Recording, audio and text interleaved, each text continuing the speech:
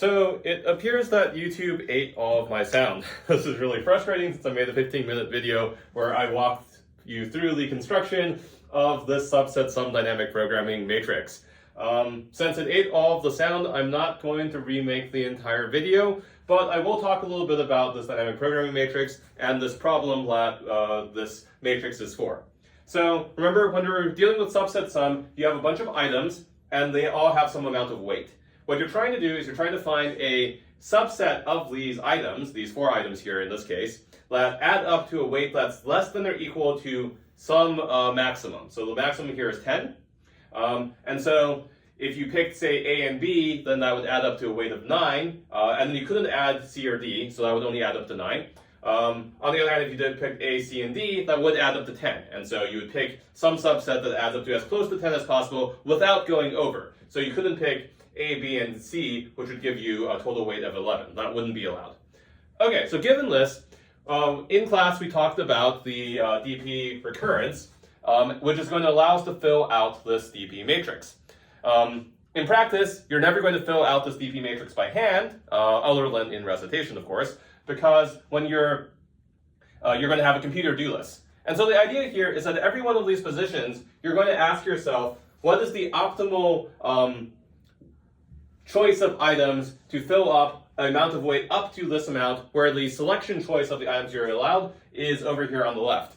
So in this first row here, you're not allowed to pick any of these items. And so that's why you're allowed 0 of the items, and this is how big your bag is. So your bag has 0, 1, 2, 3, 4, 5, 6, 7, 8, 9, 10. These are all integer weights, integer capacities. So if you're not allowed any items, obviously every one of these cells is going to be filled in with a 0, because you're not allowed any items, the maximum weight is going to be 0, so that is optimal.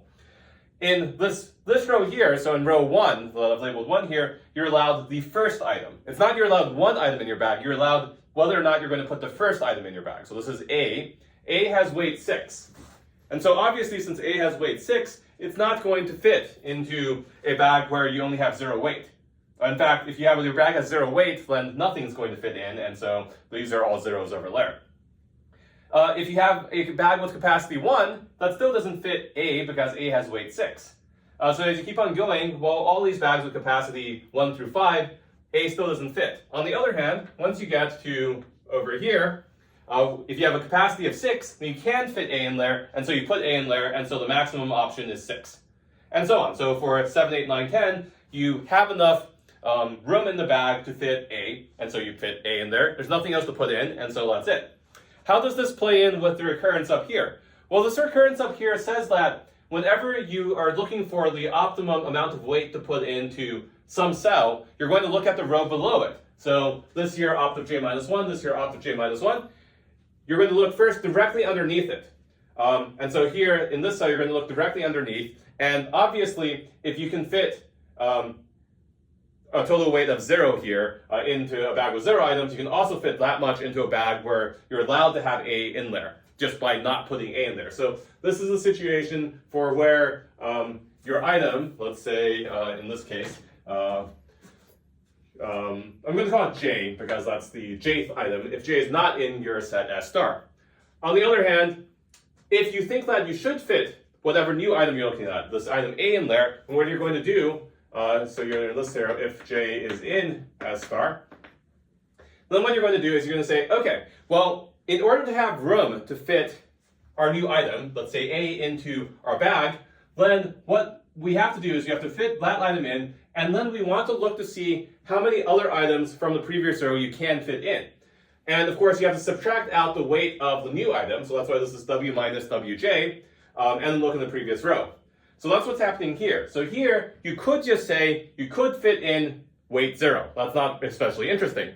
On the other hand, you could also fit in, if you look back 6 spots in the previous row, the maximum weight you can fit in here is 0, but then you can add 6 to that for adding item A, and then that gives you the 6 here.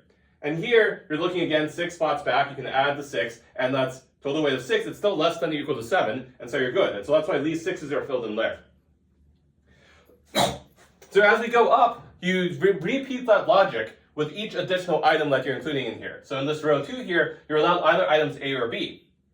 And so then here, well, you're going to be looking back 2 spots if you're going to add b. Well, here you can't look back 2 spots, so you have to just take it goes straight down and look here, and it's like, okay, well, if you're in a bag of 0, well, obviously you can't fit anything. That's not so interesting.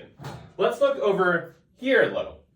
Here, you could have looked straight down and been like, okay, well, you could have a bag of capacity 3 that has nothing in it, and you can continue to have nothing in it if you don't put b in there, and that would be 0. But that's not as good as if we look and see, oh, well, if you look back over here, this is a 0, but we've taken out 3 of these capacity of the bag and looked at the previous row. That's a 0 there. You could add the b in there, so that gives you the 3. And so on. So these 3 items are 3 because you look back 3 in the previous row and you can add those in. And of course, you could have chosen to go straight down, but that's smaller, and this is designed as a maximum.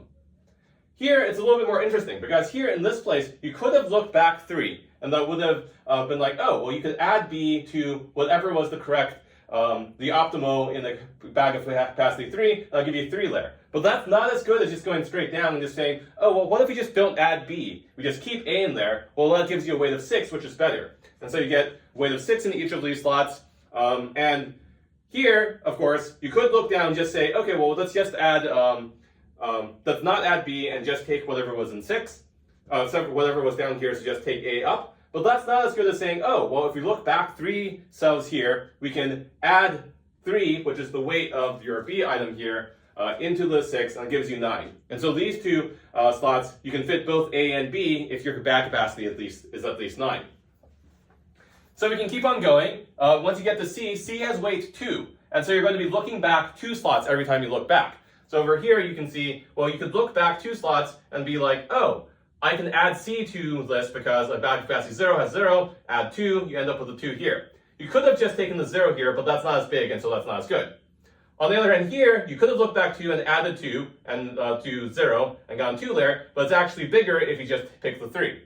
Here, it's all, again, bigger if you pick the 3. Here, it's not bigger if you pick the 3 because you could have gone to list 3 and added 2 and gotten this 5, which would still fit in this bag of capacity 5. Over here at 6, you're going to just pick up from straight down because if you look back 2, that 3 plus 2 is only going to give you 5, which is not as big as 6.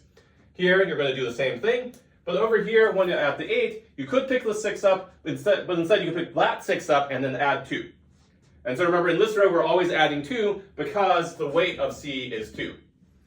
Here at 9, you could add 2 to the 6 to get an 8, but just going straight down and picking up this 9 here is better. Same for here. On the other hand, once you get to the very last item, this is a D here, so you have all 4 of your items in there. You do the same logic. You either look back 2 or you pick up something from straight below. You look back 2 and add 2, or you pick up something from straight below, and this determines you take the max of those 2.